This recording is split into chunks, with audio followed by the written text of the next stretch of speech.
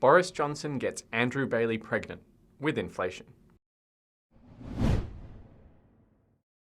Hello and welcome to today's Daily Blitz. There has been an affair going on between the government and a lady called Austerity, Nikolai has been telling me.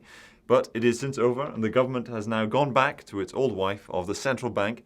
And in fact, they're going to have a baby, you've been saying. That's right. They're back to their deficit ways, and I think the baby's name is going to be inflation, at least in coming years. So could you expand on this slightly for us, Nikolai? Right, so over, the last decade, we've had this sort of policy response to deficits of austerity with limited success. But the point being that deficits haven't grown. There's been not the same sort of exponential growth that you might have seen for trying to stimulate the economy. And that has been offset by central bankers printing a lot of money. But that's like two tsunamis hitting each other. The net effect isn't much. Well, I think that's about to change. The result being inflation, or a return to inflationary ways, which a lot of our readers can remember. Right, so we're discussing government spending effectively. You know, big government spending, be it in terms of welfare spending, could be in terms of infrastructure spending, could be military spending. But in general, ever since the financial crisis, governments have responded by just trying to cut back on their spending in general. And any spending that they have made instead has been sterilized by central banks. But this is all beginning to change. You're starting to see austerity being very politically unpalatable. You know, the electorate is not very interested in an austerity package, as it were. But how is this really changing from what we've had before? Because is this new Labour all over again, where you get lots of spending and the Bank of England doesn't sterilize it very much?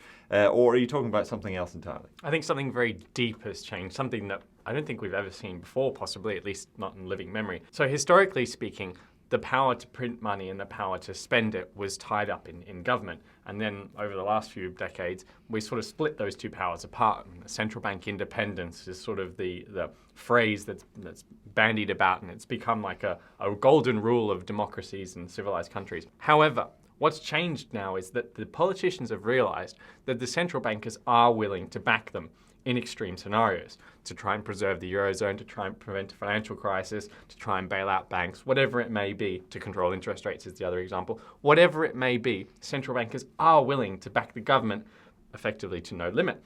And that means really you've reunified central banks and governments, and the deficits really don't matter because the central bank will print the money that's required in order to finance them, if only to prevent a crisis. So you're talking about crisis scenarios where the government works in tandem with the central bank. The central bank effectively backs the government, as you would say, but effectively by expanding its balance sheet, by printing money effectively to buy government debt. But it's effectively just the central bank printing money for the government in this scenario, right?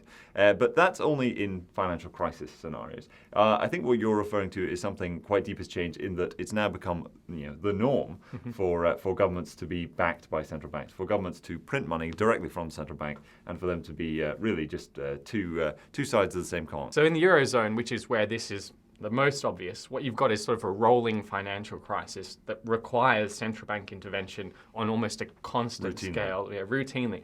And that's what's made politicians wake up and realize that they can get away with anything as long as the central bank is going to back them. Right. And if the financial crisis that the world is facing is a sovereign debt crisis, then there isn't any sort of need for a financial crisis because the central bank will print the money to prevent it. Well, a moment ago, you said that government deficits don't matter anymore. But I think they do matter ultimately, right? Because we are talking about the government effectively being able to print money, to spend money without any limit. And this, of course, will have quite a big difference for everybody using their currency, right? That's right. So usually, historically, when we've been in a scenario where the power to print money and the power to spend it has been tied together in one power source, that's led to inflation because that's what politicians do. They spend too much money, especially when there's no accountability via interest rates or via financing that deficit.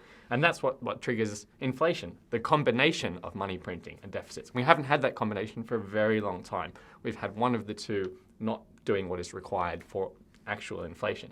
And so what I think we're going to see over the next, say, 10 years is a return to inflation. So what you're talking about is a marriage, effectively, between the government and the central bank, and with the baby, you would say, being inflation, right? That's right. The name of the baby is inflation in our metaphor, yeah. Well, there you have it, folks. Thank you very much for watching today's Daily Blitz, and be sure to tune in for the next one.